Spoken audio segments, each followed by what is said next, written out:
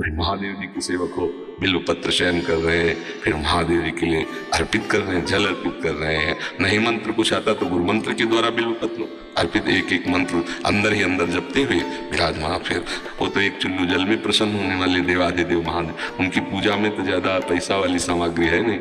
धतूर का फल, बिल्व का पत्र, पकौड़े के फूल और गंगा जल एक अंजलि चढ़ा दो।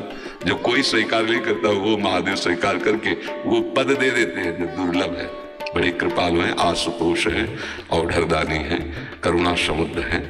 तो उनकी आराधना से ज्ञान, भक्ति, वैराग्य जो चाहे, ऐश्वर्य जो चाहे सब प्रदान कर देते हैं। और परम महान वैष्णवाचार्य भी हैं, समस्त वैष्णवों के गुरु हैं, ज्ञानियों के भी गुरु हैं और भक्तों के भी गुरु हैं। भगवान शंकर परम वैष्णवाचार्य हैं।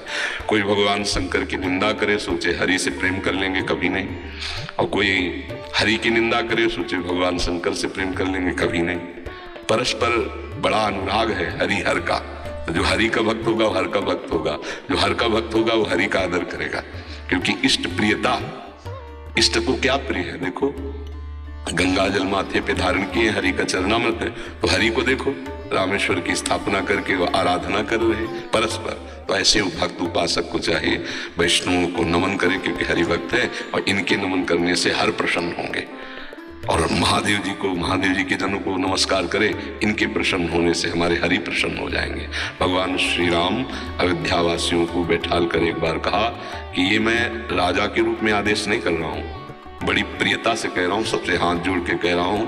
और वो एक गुपुत मत सब ही कहो कर जोरी, शंकर भजन बिना नर भगति न पावे मोरी। अयोध्या वासियों से कहा मैं हाथ जोड़कर सबसे कहता हूं, राजा रूप में हाथ जोड़ने की तो जरूरत है नहीं, ये मैं आदेश नहीं कर रहा हूं, ये विनय कर रहा हूं।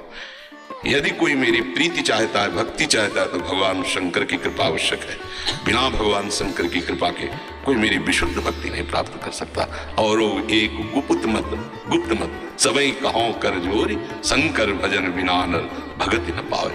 और शिवद्रोही मम दास कहावा, सो नर मोहि सपने नहीं भावा।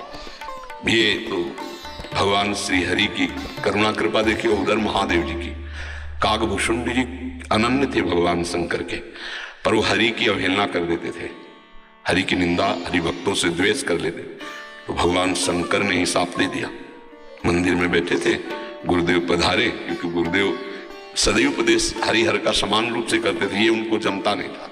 वो गुरुदेव से द्रोह करने लगे। गुरुदेव आए तो उठकर प्रणाम नहीं किया। भगवान शंकर को असहनीय हो गया, तू हमारे धर्म की मर्यादा का नाश करता है और मेरे मंत्र दाता तेरे गुरुदेव उन्हीं का अपमान कर रहा है। जा सहस्त्र बार अजगर की योनि को प्राप्त हो, पापी तो अजगर जैसा बैठा रहा, जा। तब गुरुदेव बड़े कृपालु, उन्होंने फिर नमामि समीसान निर्वाण रूपम, ये स्तुति की और कहा प्रभु अज्ञानी है। देखो कैसे गुरुदेव माता की तरह दो, ये अज्ञानी, इस पर दया कर दो।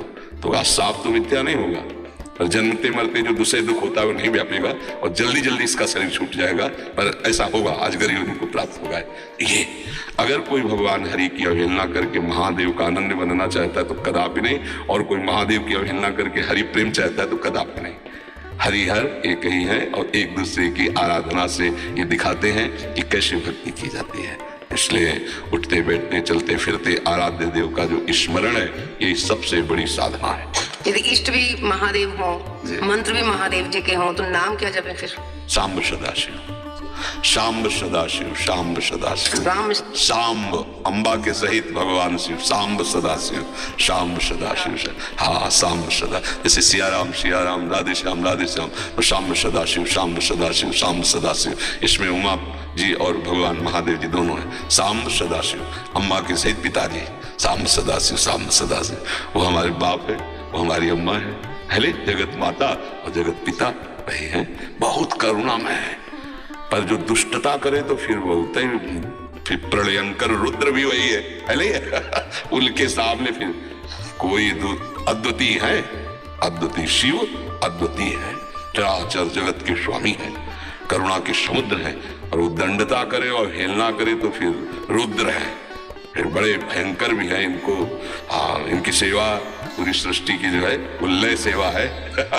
जैसे ब्रह्मा रूप में आप सृजन करते हैं, हरि रूप में पालन करते तो रुद्र रूप में आप उसका संहार भी करते हैं। आप ही लय करते हैं, लय के अधिष्ठात्र हैं, सृष्टि के सृजन के अधिष्ठात्र ब्रह्मा जी हैं, पालन के भगवान विष्णु हरि हैं और लय के महादेव जी। और बहुत करुणामय है, बहुत करुणामय हो। इस श्लोक है कर्पूर गौरम करुणा अवतारम, साक्षात मानो करुणा ही अवतार धारण करके शिव रूप में विराज। महर्षि आप 20 वर्ष बनारस में रहे और कट्टर उपासक रहे हैं, मतलब भोले बाबा और माँ पार्वती जी के। तो महर्षि आपके कोई अनुभव जो हमारे साथ जैसे साधकों को, हम बस इतना ही समझते हैं कि अगर अनन्य हो जाए तो आगे का मार्ग अंदर महादेव जी खोल देते हैं, वो ज्ञान समुद्र है।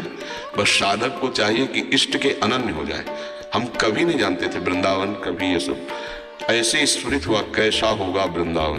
काशी में तुलसी घाट में बैठे हैं, बहुत बड़ा पीपल का वृक्ष है, उसी के अब ध्यान हमारा अलग है, एकदम स्फुरित होता है कैसा होगा वृंदावन। पहला स्फुरन ये कैसे हो रहा है, फिर मन में रास की जागृति कराई गई, फिर वृंदावन भेजे गए।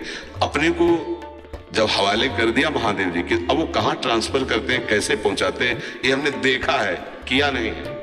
हम तो उनकी आश्रय वृत्ति में थे, उन्होंने ही किया। उपासक को चाहिए आराध्य देव का अनन्य होकर उनकी उपासना में अपने जीवन को बेच दे। बिका हुआ जीवन फिर जो रंग आता है वो बहुत जोर का रंग होता है।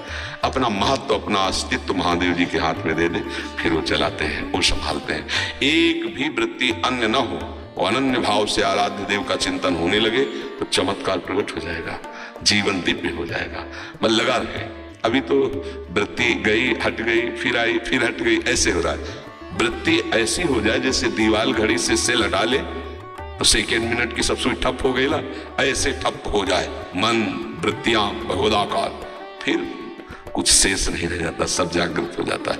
तो अपने आराध्य देव के अनन्य होकर नाम जप करे, उनके अधीन रहे, वो सब ठीक कर देते हैं।